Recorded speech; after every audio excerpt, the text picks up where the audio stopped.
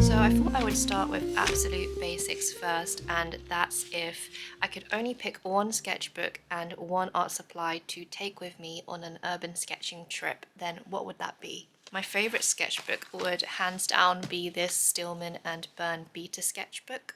It's slightly bigger than A5, I think it's a B5 size, so it's the perfect size for travel. It is hardback cover, so it's slightly heavier because of that, but I find that hardback cover sketchbooks are better for urban sketching because you don't have to lean against anything while you're drawing. I have experimented with paperback sketchbooks in the past, but I've just found that they're a bit flimsy when you're trying to draw on the go. So yeah, if I only had to pick one sketchbook to bring, it would definitely be this Stillman and Birn beta sketchbook. It's just worked really well for me so far, and I've actually repurchased another one that I haven't started yet. I quite like this one for ink because the paper is so smooth, and it's nice for colour pencil as well. Whereas this one, it's better for if I wanted to do watercolours. My mum also gifted me this accordion sketchbook. I think it's Fabriano. And I've seen people use it for urban sketching because you can sort of draw out your whole trip across one massive page, which I think is really interesting. And you can get really creative with the composition as well. I have seen some people actually, instead of sketchbooks, they use loose paper sheets and then they get a clipboard to use that to lean on. So if you want to travel even lighter, that could be a possible solution. So this isn't really an art supply, but I find it's quite essential for urban sketching. These paper clips are really useful for just keeping your sketchbook flat. In terms of actual drawing supplies, my favourite supply to urban sketch with, and just sketch in general, I guess, it's these fountain pens. This is the Kaweco, I think, Classic Sport fountain pen. It's ideal for travel because of how compact it is. I'll just show you now. It's tiny and it's really lightweight because I think this is made out of plastic actually, and it's on the more affordable side of fountain pens.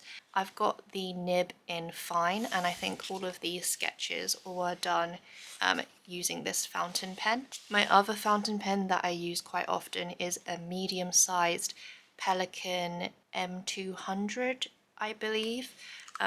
So the nib is slightly thicker, which I find easier to use because I'm left-handed. I think if you're also left-handed, you might experience a bit of scratchiness with some of the finer nibs just because of the way we pull fountain pens across the paper. But I love them both equally, and if I only had to bring one art supply on my trip with me, it would be a fountain pen. In terms of the inks used with the fountain pen, I always try to use waterproof inks. My favourite waterproof ink is this D Atramentis document ink. It's this dark brown colour, which I think is less harsh than a straight up black, so this is very waterproof and I can use it with my watercolours without it smudging. Another waterproof ink I quite like is this Sketch Ink series, and it's by Roher and Klinger. Sorry, I might have pronounced that wrong, but they're very good as well. They come in all sorts of different colours that you can experiment with, and you can layer watercolour on top of them as well. So for this sketch, you can see I've used waterproof ink and I was able to layer watercolour on top of it without any issues.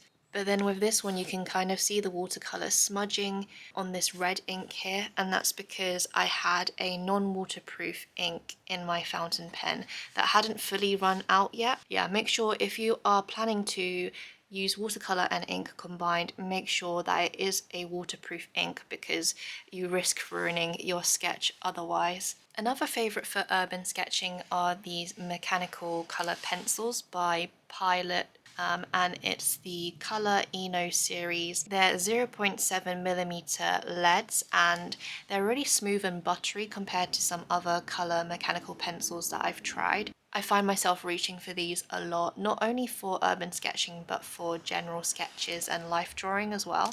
They do come in a lot more colours than this, but I find myself gravitating towards red and pink the most. And probably the most fun part of urban sketching is the painting part. So I've been using this White Nights watercolor palette a lot. I believe it's the plein palette. I'm not sure if I'm pronouncing plein correctly actually. I might not be. It comes with this detachable mixing plate which you can just attach on the other side like this, and it's very lightweight. It comes with 12 full pans of White Nights watercolors, but these little dishes, they are removable, and I have put my Roman Schmoll paints in here before, and sorry, it's so dirty, but at least you know I have been using these paints. So yeah, you can mix and match the colours depending on which cities you're going to. Maybe they have slightly different colour palettes. You could potentially put 24 half pans in here as well, but I haven't tried that. I just prefer working from full pans. I've also tried using these really lightweight plastic watercolour palettes before. This one I haven't filled out yet, but I have another one with my Daniel Smith paints. I think with paints they would be a similar weight. The only difference really is that this one is a bit more compact in size, but in terms of thickness, this long one is a lot thinner. So I guess it depends on your packing situation and how big your rucksack or handbag is. Then for watercolor brushes, you've probably all seen these before, but they're the Pentel Aqua brushes. They're great for travel because you don't have to carry a water pot around with you. The brush fibers do tend to stain a bit with the stronger colours, but it doesn't affect the performance of the brush because the colours don't get contaminated or anything.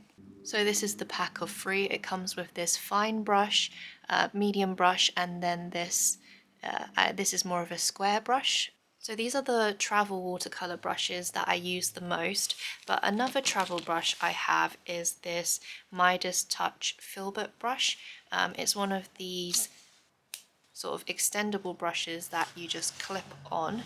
The main thing I use with that is this collapsible pot. I think it's a Faber Castell. It's super convenient. You just pop it out and you've got basically a whole cup full of water. If you're just starting out, I definitely recommend these aqua brushes more, just because they're so easy and so convenient to use. And if you're anything like me, when I was first starting out with urban sketching, I did feel a bit self-conscious, didn't want to like attract attention to myself. So just keeping it simple and having the easiest, most convenient supplies, it really helps to, I guess, stop overthinking and actually just start sketching. So I guess those are all the basic art supplies for my travel art kit, but obviously we need something to carry it around in.